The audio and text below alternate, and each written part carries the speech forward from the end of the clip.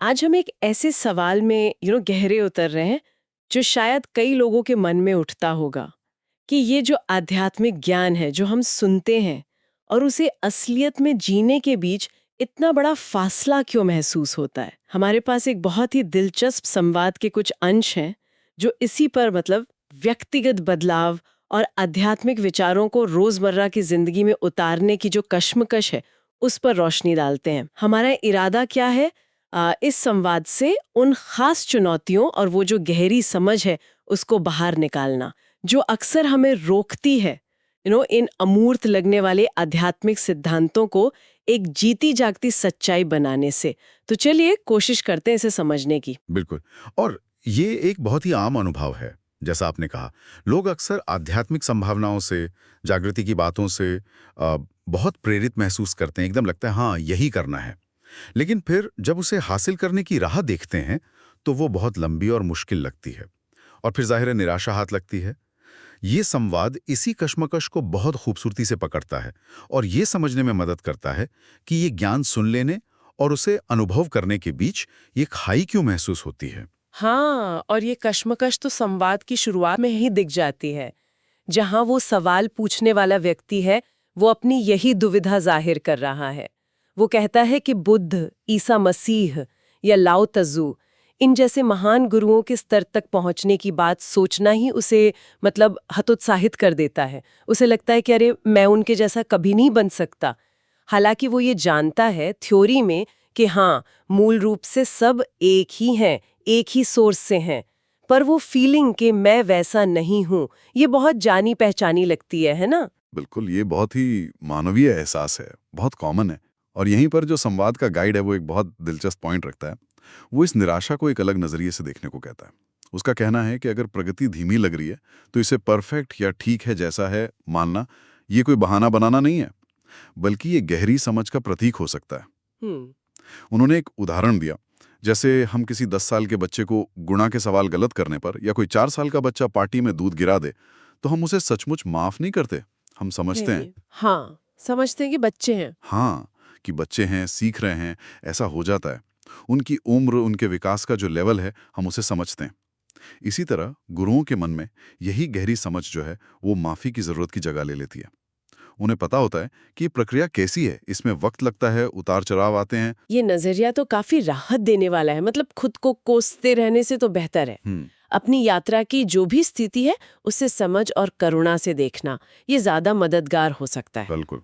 और इसी से जुड़ा हुआ ये विचार भी है शायद कि प्रगति किसी बाहरी जरूरत नीड से नहीं, बल्कि अंदरूनी इच्छा, डिजायर से प्रेरित होनी चाहिए। है ना? जैसे कोई ऊपर बैठकर हमारा हिसाब नहीं रख रहा, बिल्कुल। कोई नंबर नहीं काट रहा कि अले इसे जागृत होने में इतने साल क्यों लग गए। हाँ, कोई सजा या इनाम का ये सिस्टम पूरी नहीं। तरह से हमारी अपनी गहरी चाहत, अपने चुनाव पर निर्भर करता है। आपने बिल्कुल सही पकड़ा, यही नात है। और जो देरी महसूस हो रही है उस पर भी संवाद एक अनोखा दृष्टिकोण देता है। ये सवाल उठाया जाता है, सोचिए, अगर सवाल पूछने वाले ने कई साल पहले ही मान लीजिए लाओ त्सु जैसा आध्यात्मिक स्तर पा लिया होता, तो क्या वो इतने गहरे, इतने जरूरी सवाल पूछ पाता जिन्होंने शायद हजारों पन्नों के संवाद को जन्म दिया? शायद नहीं। शायद नहीं। तो ये जो धीमी लगने वाली प्रक्रिया थी, तथाकथित अपूर्ण प्रक्रिया, उसी ने उन सवालों और जवाबों को संभव बनाया, जिनसे ना केवल उसे बल्कि शायद अनगिनत और लोगों को भी रोशनी मिली हो या मिलेगी। इस लिहाज से देखें तो ये देरी असल में एक छिपा हुआ वरदान साबित हुई। वाह, जिसने गहरी खोज को मुमकिन बनाया। वाह, यहाँ तो सोचने का एक बिल्कुल अलग ही आयाम खुल गया। हमारी अपनी कथित धीमी गति भी किसी बड़े उद्देश्य की पूर्ति कर रही हो सकती है, उन सवालों को जन्म देकर जो शायद पूछे जाने जरूरी थे। खैर, तो फिर अगला लॉजिकल सवाल ये उठता है कि अगर कोई व्यक्ति इस बात के प्रति सचेत हो जाए कि वो जागृत है या जागृत होने की प्रक्रिया में है, तो उसका रोजमर्रा का व्यवहार असल में कैसा दिखेगा? संवाद में कुछ खास बर्ताव या अवस्थाओं का जिक्र है जो इसका संकेत दे सकती हैं? हाँ बिल्कुल, संवाद में कुछ विशिष्ट व्यवहार या कह लें मानसिक अवस्थाएं बताई गई हैं जो एक जागृत व्यक्ति स्वाभाविक रूप से दर्शाएगा। या यूं कहें कि वो व्यक्ति जो जागृति के प्रति सचेत हो रहा है, इन्हें जानबूझकर चुनना शुरू करेगा। ये एक तरह के दिशा संकेत हैं, गाइड पोस्ट्स। पहला संकेत है मन में नकारात्मक विचारों को ज्यादा देर तक पनाह ना देना। ऐसा नहीं कि वो आएंगे ही नहीं, विचार तो आएंगे, लेकिन अगर कोई आता है तो उसे पहचान कर तुरंत उससे ध्यान हटाकर किसी पॉजिटिव या कंस्ट्रक्टिव चीज पर लगाना।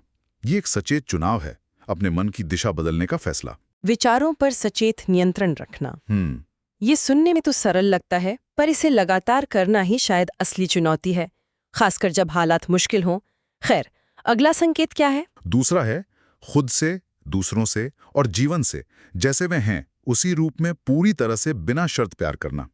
यहाँ प्यार का मतलब सिर्फ एक इमोशन नहीं है, बल्कि गहरी स्वीकृति है, एक्सेप्टेंस। एक्सेप्टेंस। किसी बदलाव की जरूरत महसूस ना करना, बल्कि हर व्यक्ति, हर स्थिति को वैसे ही स्वीकार करना जैसा वो है, और उसे खुद को व्यक्त करने, अनुभव करने और ये दिखाने के अवसर के रूप में देखना कि आप असल में कौन हैं, प्रेम का स्वरूप। बिना शर्त प्यार और स्वीकृति, ये वाकई एक बहुत ऊंचा आदर्श लगता है, खासकर रिश्तों में या मुश्किल परिस्थितियों में।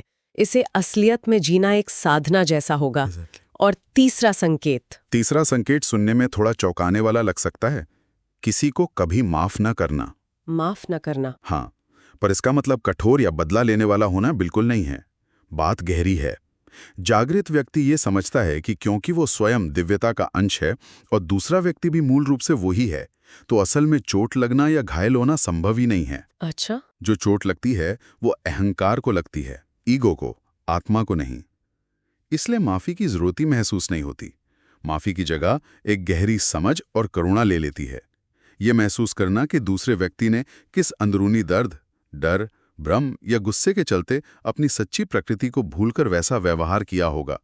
आप उनके व्यवहार को सही नहीं ठहराते, पर उसके पीछे के कारण को समझते हैं। माफी ना देना, क्योंकि चोट असल में लगी ही नहीं।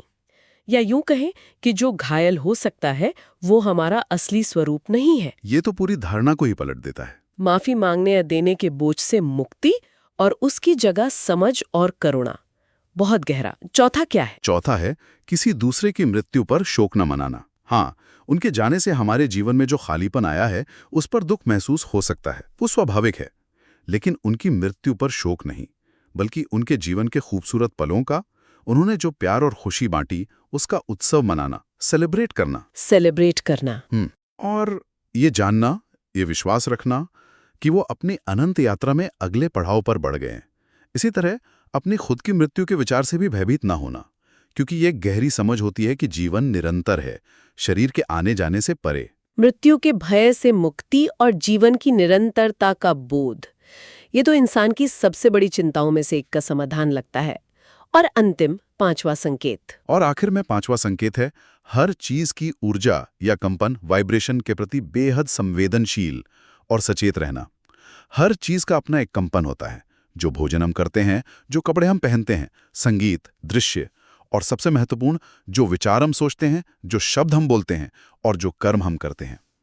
इस कंपन को महसूस करना मतलब ये समझना कि कोई चीज आपको अंदर से कैसा महसूस कराती है, उठाती है या नीचे खींचती है।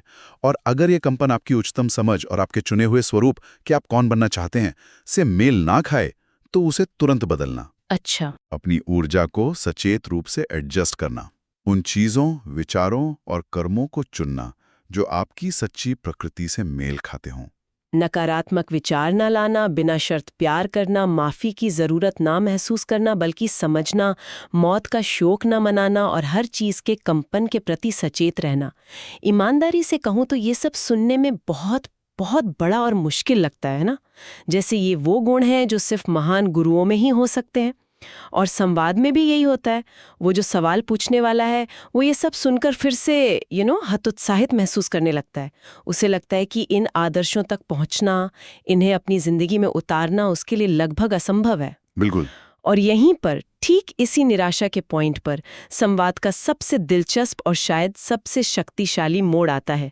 मार्गदर्शक उस व्यक्ति से कहता है, वास्तव में तुम्हारा अनुभव ठीक इसके विपरीत रहा है। विपरीत? यहाँ क्या मतलब है?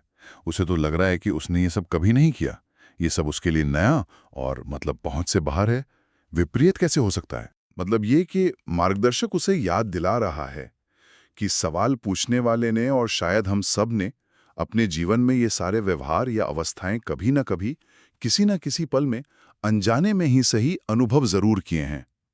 निश्चित रूप से ऐसे पल आए हैं जब हमने किसी नेगेटिव विचार को पकड़ने के बजाय उसे जाने दिया है और जानबूझकर अपना ध्यान किसी बेहतर चीज पर लगाया है, अपना मूड बदला है ना? हाँ, कभी कभी ऐसा हो जाता है, शायद अनजाने में ही। बिल्कुल। ऐसे पल भी जरूर आए हैं जब हमने खुद को या किसी और को या जीवन की किसी स्थिति को बिना किसी शर्त के पूरी तरह से स्वीकार किया है और प्यार महसूस किया है, भले ही वो हमारी उम्मीदों के मुताबिक ना रही हो। एक पल के लिए ही सही, पर वो स्वीकृति महसूस हुई है। शायद। हाँ, बहुत छोटे क्षणिक पल हो सकते हैं ऐसे, अगर याद करें तो मिल जाएं। और ऐसे मौके भी आए हैं जब हमें किसी को माफ करने की जरूरत ही महसूस नहीं हुई। शायद हम उनके बर्ताव से सहमत नहीं थे, पर हमने उनके नजरिए को, उनकी मजबूरी को, उनके दर्द को समझा और मन में कोई कड़वाहट नहीं रखी। सहानुभूति ने कड़वाहट की जगह ले ली। ये भी मुमकिन है अगर गहराई से सोचें तो। हाँ। हाँ। और क्या ऐसे पल नहीं आए जब हम किसी अपने के जाने के दुख से धीरे धीरे उभर कर उनके साथ बिताए अच्छे पलों को याद करके मुस्कुराए हैं, उनके जीवन का उत्सव मनाया है? और शायद कभी कोई ऐसा दुर्लभ क्षण भी आया हो जब मौत का खौफ पल भर के लिए गायब हो गया हो, किसी गहरी शांति या समझ के एहसास में। हाँ, दुख के बाद उत्सव की भावना, ये अनुभव तो कई लोगों को होता है। सही कहा। और कंपन वाली बात का क्या? और हाँ, कंपन वाली बात तो शायद सबसे आम है, हम रोज महसूस करते हैं। कितनी बार ऐसा हुआ है जब हमने किसी जगह जाकर, किसी व्यक्ति से मिलकर, कोई खाना देखकर या कोई विचार सोचकर एक वाइब महसूस की है, अच्छी या बुरी। हाँ, बिल्कुल। और उस एहसास के आधार पर हमने अपनी प्रतिक्रिया बदली है, वहां से हट गए हैं या उस विचार को छोड़ दिया है। हमने कहा है, पता नहीं क्यों पर यहां ठीक नहीं लग रहा है, या हाँ, ये सही महसूस हो रहा है। ये उसी ऊर्जा या कंपन को महसूस करना है। अरे वाह! तो इसका मतलब ये हुआ कि ये सब कोई पूरी तरह से नई योग्यताएं हासिल करने जैसा है ही नहीं। ये तो उन व्यवहारों और मानसिक अवस्थाओं को पहचानने और उन्हें सचेत रूप से दोहराने के बारे में है, जो हम पहले ही कभी न कभी अनुभव कर चुके हैं। ये तो पूरी तस्वीर ही बदल देता है। ये तो निराशाजनक होने के बजाय बहुत उम्मीद जगाने वाला है। बिल्कुल सही। ये पूरी समझ को सिर के बल खड़ा कर देता है। ये किसी बुरी आदत को बदलने जैसा है। संवाद में सिगरेट छोड़ने का उदाहरण दिया गया है। सवाल पूछने वाले ने 20 साल से ज्यादा सिगरेट पी और फिर एक दिन अचानक छोड़ दी। क्यों? फैसला किया। हाँ, क्योंकि उसने फैसला किया, उसकी इच्छा हुई, उसने चुना। ये इच्छा और निर्णय का मामला है, न कि किसी बाहरी योग्यता का। जैसा संवाद में कहा गया है, मुझे खुद को फिर से बनाने की जरूरत नहीं है, मुझे केवल खुद को बहाल करने की जरूरत है, खुद को पुनर्स्थापित करने की जरूरत है। इसका मतलब है ये जानना कि आप पहले से ही वो सब करने में सक्षम हैं जो एक जागृत व्यक्ति करता है। क्योंकि हम कर चुके हैं। हाँ, क्योंकि आप वो पहले भी कर चुके हैं। अब बस उस क्षमता के प्रति जागृत होना है और उसे सचेत रूप से बार बार चुनना है। तो रास्ता उतना मुश्किल या अनजाना नहीं है जितना शुरू में लग रहा था, क्योंकि हम उस रास्ते के कुछ हिस्सों पर पहले भी अनजाने में चल चुके हैं। हमें बस उन कदमों को पहचानना है, उन पलों को याद करना है और उन्हें अपनी जिंदगी में और ज्यादा बार और ज्यादा जानबूझकर लाने का चुनाव करना है। ये तो बहुत उत्साहजनक है। अब वो पांचों बातें उतनी डरावनी नहीं लग रही। हाँ, ये समझ निराशा को आशा में बदल देती है। ये लक्ष्य को पहुंच से बाहर होने की भावना से बदलकर उसे दोहराए जा सकने वाले पहचाने हुए अनुभव में बदल देती है। ये बनने की प्रक्रिया से ज्यादा होने की प्रक्रिया है, वो होने की जो आप पहले से हैं।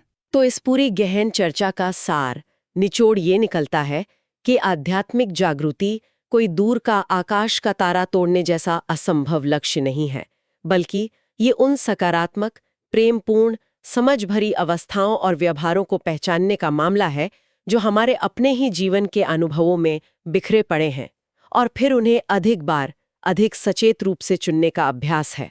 ये सिर्फ इस सच्चाई के प्रति जागृत होना है कि हम पहले से ही वो सब करने में सक्षम हैं जो एक जागृत व्यक्ति करता है, क्योंकि हम वो क्षण जी चुके हैं। आपने एकदम सही निष्कर्ष निकाला, परफेक्ट समरी है। और शायद असली चुनौती इन अवस्थाओं को हासिल करना है ही नहीं, बल्कि उन्हें पहचानना है जब वे हमारे जीवन में घटित होती है, चाहे कितनी भी छोटी या क्षणिक क्यों ना हो, और फिर अपनी उस अंदरूनी क्षमता पर भरोसा करना है कि हम उन्हें अपनी इच्छा से, अपने चुनाव से अधिक नियमित रूप से दोहरा सकते हैं। शायद आज सुनने वालों के लिए विचार करने का एक प्रश्न ये हो सकता है, ऐसा कौन सा छोटा सा पहले से अनुभव किया हुआ जागृत व्यवहार है, जैसे आज किसी एक नकारात्मक विचार को सचेत रूप से छोड़ना, या किसी एक व्यक्ति या स्थिति को बिना किसी शर्त के स्वीकार करना, या किसी की बात को बिना तुरंत रिएक्ट किए समझने की कोशिश करना, जिसे आज अधिक बार दोहराने का चुनाव किया जा सकता है।